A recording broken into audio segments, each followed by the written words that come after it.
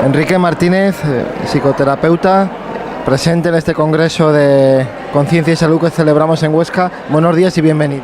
Muy buenos días, es un placer estar aquí y ver toda vuestra organización. Bueno, ¿qué mensaje nos va a transmitir en el día de hoy?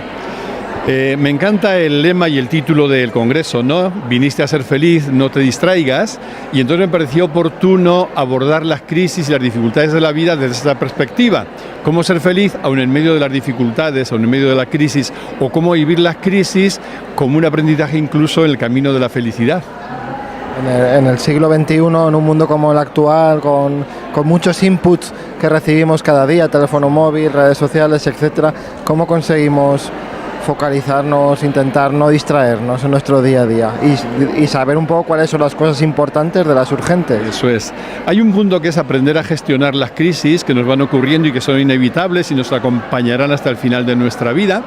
Y luego hay otro más de fondo que quizá responde a lo que tú te refieres, que es todo un aprendizaje, una destreza en ir acallando la mente, en ser capaces de tomar distancia de lo que ocurre y sobre todo de las lecturas que nuestra mente hace de lo que ocurre. Cuando la mente está silenciada, aprendemos a callarla, entonces nos desenvolvemos con mayor libertad, ¿no? Parece que la teoría la entendemos todos, pero es muy difícil conseguir tener una calma o una mente tranquila y sosegada. ¿Cómo se consigue? Usted, a lo largo de su experiencia y de los libros que ha publicado, ¿qué consejos daría a las personas que nos estén viendo? Yo creo que, en parte, puede verse como una tarea difícil, pero por otro lado es solo cuestión de práctica, es como un entrenamiento, como cualquier arte. Todos estamos capacitados para poder vivir así y lo único que requerimos es ejercitar ese músculo, ¿no? En este caso de la atención, de la presencia, a base de práctica.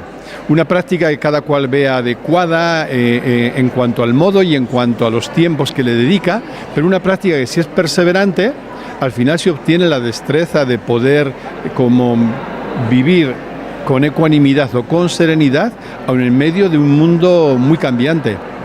Usted también es sociólogo. Un poco, ¿qué radiografía haría de la sociedad actual en la que nos encontramos en el punto de vista pues de agitación mental, ¿no? Si lo detecta, ¿no? Pues yo creo que la sociedad actual, quizás siempre, como el ser humano en sí mismo, es una realidad muy paradójica. Paradójica quiere decir que nos puede parecer de entrada contradictoria porque vemos aspectos o dimensiones casi en conflicto, ¿no? Entonces la sociedad, yo creo que por un lado está muy saturada de inputs, de informaciones de todo tipo. Hay como mucho oleaje de noticias, mucho oleaje emocional en las personas. Y por otro lado, sin embargo, hay una búsqueda, quizá como nunca antes en la historia, de silencio, de serenidad, de paz interior. Y a mí me parece que entre ambos extremos se queda un poco retratada como es nuestra sociedad ahora, ¿no? Un ejemplo es este congreso que está lleno de hasta la bandera. Este tipo de congreso, los grupos que están aumentando de práctica de la meditación en cualquiera de sus formas o modalidades, yo creo percibir como un anhelo muy potente, ¿no?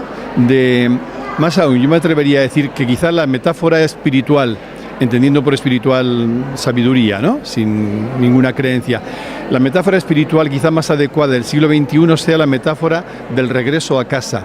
Es como que el ser humano está sintiendo con mucha intensidad esa llamada de volver a casa, de volver al hogar, ¿no? Al final volver a casa, volver al hogar es reencontrar la propia identidad. Y a eso apunta lo que yo percibo en toda esta búsqueda. Muy bien, pues muchas gracias por atendernos. Es un gusto, y enhorabuena por esta organización. Muy bien. Gracias.